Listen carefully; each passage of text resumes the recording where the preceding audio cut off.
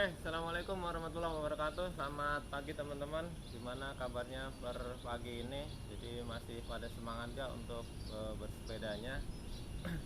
Di kesempatan pagi yang cerah ini, kali ini kita akan mereview ya part-part apa aja yang nantinya perlu kita upgrade supaya sepedanya tuh makin enak dibawanya, digoesnya enteng dan gak gampang capek juga.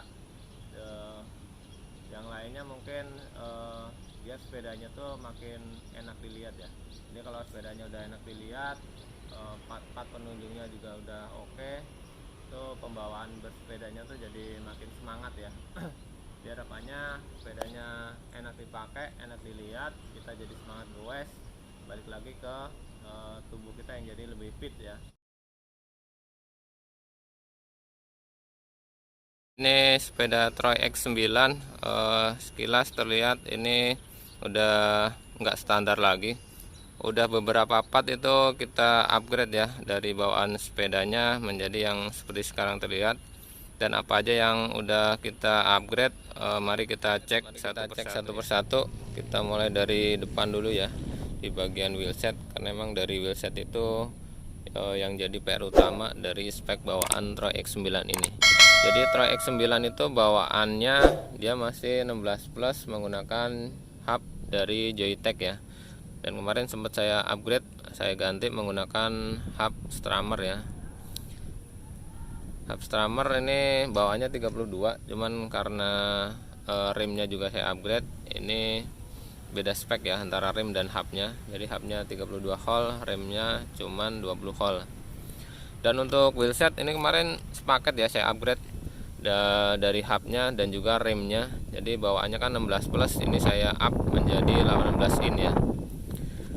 18 in. Jadi di sini 355 untuk kode Etherto-nya ya, 18 kali 125. Jadi bukan lagi yang 16 plus 349. Untuk ban bawaannya dia Kenda ya. Di sini saya upgrade menggunakan Swalby Kojak karena emang kemarin dirasa lumayan berat ya ketika kita buat kenceng. Itu average-nya cuman antara 10 sampai 18. Cuman ketika saya upgrade menggunakan Kojak, itu peningkatannya lumayan signifikan ya. Oke, yang selanjutnya naik ke atas. Ini untuk front block, dia masih bawaan dari Ion, warnanya juga warna bawaan. Yang selanjutnya untuk headset, dia masih bawaan ya dari Ion. Ini sengaja nggak saya upgrade karena dari fungsi dia masih berasa cukup mumpuni ya, nggak seret ataupun yang semisalnya. Untuk handle post ini yang paling signifikan ya, dari yang bawaannya itu teleskopik Ion. Terus di sini saya upgrade menggunakan handle post dari Dahon ya, dari Dahon yang model T-bar. Nah, model seperti ini. Jadi bukan QR ataupun yang model kuncian baut. Ini modelnya T-bar. Terus di sini sedikit beda ya handle post Dahon ini, karena di sini dia ada kayak hook ataupun cantolan ya. Ini fungsinya kalau nggak salah dia buat lock ketika handle postnya dilipat. Terus nanti kalau di sepeda Dahon tuh di sini ada kayak semacam strap. Jadi nanti ketika dilipat ini masuk ke cantolan ini. Ini lipat kanan ya. Panjangnya dari lipatan 36, panjang totalnya 38. Dan ini tinggi handle post yang ideal untuk postur tinggi saya ya. Handle post ini karena model T-bar ya, jadi mesti pasang stem. Sini saya menggunakan stem LED Pro Double Racer ya. Dan ini tujuannya selain karena emang sepaket dengan handle postnya, ini saya pasang stem untuk mengejar ataupun menambah reach posisi bersepeda saya ya. Jadi lebih panjang untuk reachnya. Terus untuk handlebar di sini saya mengganti menggunakan handlebar LED Pro Carbon ya. Ini sebenarnya nggak terlalu signifikan untuk di upgrade, cuman karena kemarin penasaran dengan handlebar LED Pro Carbon itu seringan apa, jadi ini pengen nyobain doang untuk handle postnya. Dari segi berat dia lumayan signifikan ya, dari perbedaan beratnya. Kalau bawaan itu 219 kalau nggak salah, yang karbon ini 108 gram, jadi selisihnya hampir 100 gram. Terus untuk hand grip di sini saya ganti menggunakan Promen ya, Promen double lock, dan ini ada jahitannya merah, Promen semi leather ya, double lock. Di ujungnya ada end capnya. Selanjutnya untuk shifter kita ganti juga dari yang bawaannya Sensah MX9, kita ganti menggunakan Shimano Altus ya, 9 speed. Kemudian dari brake set saya ganti juga dari yang bawaannya itu Tektro, saya ganti menggunakan Shimano MT200 ya untuk brake setnya. Terus untuk spiral kabel ini saya ganti yang langsung ya, ini panjangnya 50 cm buat ngerapiin perkabelannya. Oke, geser ke sebelah kiri. Di sini klip magnet ini masih bawaan ya, depan belakang, karena ini enggak terlalu signifikan dari fungsinya. Cuman kemarin saya repaint sedikit karena di bagian dratnya ini sempat karatan. Untuk rotor ini saya ganti untuk rotornya dari yang bawaan itu Ion ya, Ion 160, saya ganti menggunakan Shimano S-Tech 160 juga. Ini kemarin nggak sengaja membelikan anak sepeda MTB, di situ rotornya Shimano S-Tech, udah MTB-nya buat anak, rotornya buat di sepeda Tro ini. Oke, geser ke belakang. Untuk pedal nih saya ganti dari bawaannya PVC ya. Ini saya menggunakan pedal Strammer, dia aslinya warnanya merah, saya repaint menggunakan warna silver ya. Untuk crank arm dari Ion saya ganti menggunakan LED Pro. Untuk BB ini masih bawaan Luce ya, si bawaan Luce, nggak diganti.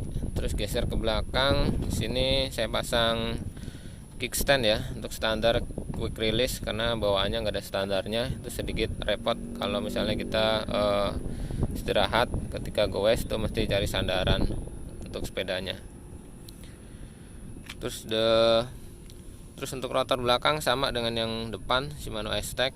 Terus untuk wheelset di sini sama dengan yang depan, dia 18 inch 355, bannya Swalby Kojak juga, hubnya sepaket dengan yang depan, Strammer MT350.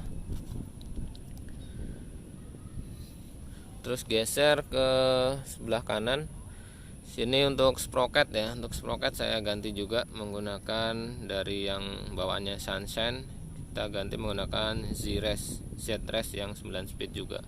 Terus rantai saya ganti menggunakan KMC X9. Terus yang RD dari Sensah MX9 saya ganti menggunakan Shora 9 speed juga. Terus untuk bagian crank arm ya, crank arm dan juga chainring di sini saya ganti chainringnya, dimana yang bawaan itu kan Luce ya, Luce 56T 4 baut dengan BCD 110, dan itu sedikit merepotkan ketika kemarin saya mau ganti chainringnya ke 58T, ternyata BCD-nya berbeda ya. Untuk BCD 110 tuh chainringnya sangat jarang ditemuin di pasaran, jadi kemarin sempat saya ganti satu set untuk chainring dan crank armnya.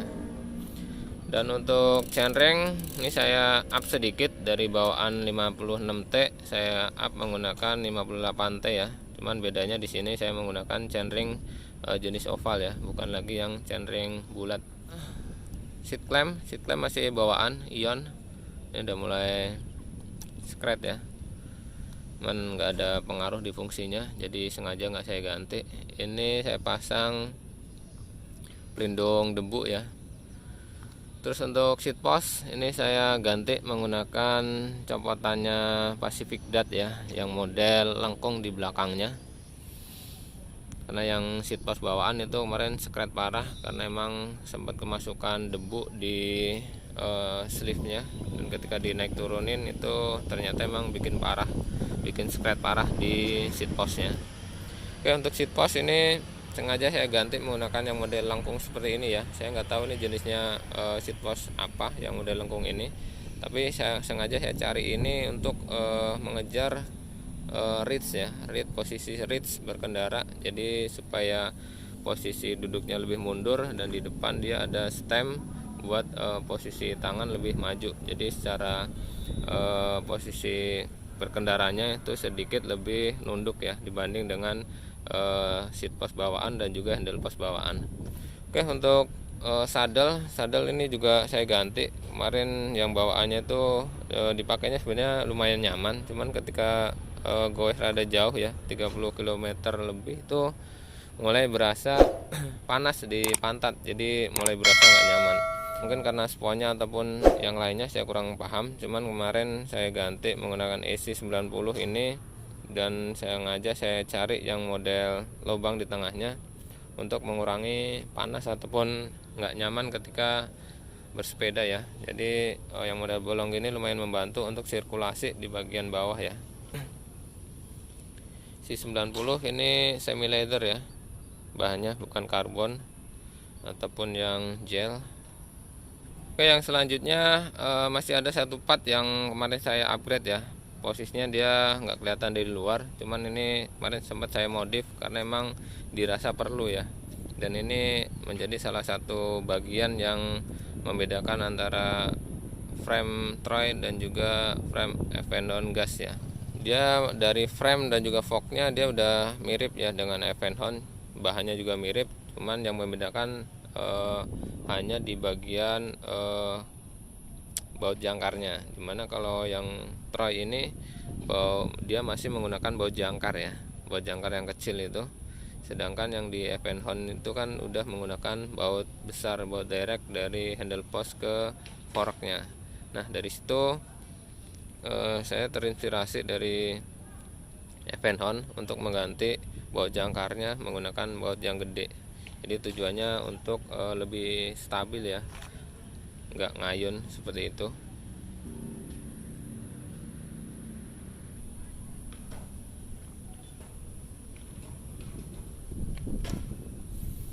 Nah, ini untuk handle postnya lipat kanan ya. Nah, ini yang tadi saya infokan ya. Jadi kalau misalnya bawaan Troy ini baut jangkar ya, modelnya baut jangkar. Dan di sini saya ganti menggunakan baut Muxi M23 Muxi. Nah, ini kenapa diganti? Karena dari sini saya rasa itu dia bakalan lebih stabil ketika model kuncian handle post ke forknya itu menggunakan baut direct seperti ini ya, daripada yang model baut jangkar. Ini lumayan membantu dan lumayan signifikan pengaruhnya terhadap handling bersepeda ya, dari bawaan Troy ke yang sekarang nih. Dan untuk tutorial cara upgrade-nya teman-teman bisa cek ya di video yang lainnya yang judulnya upgrade modifikasi fork Troy Rigid Evenhound gas.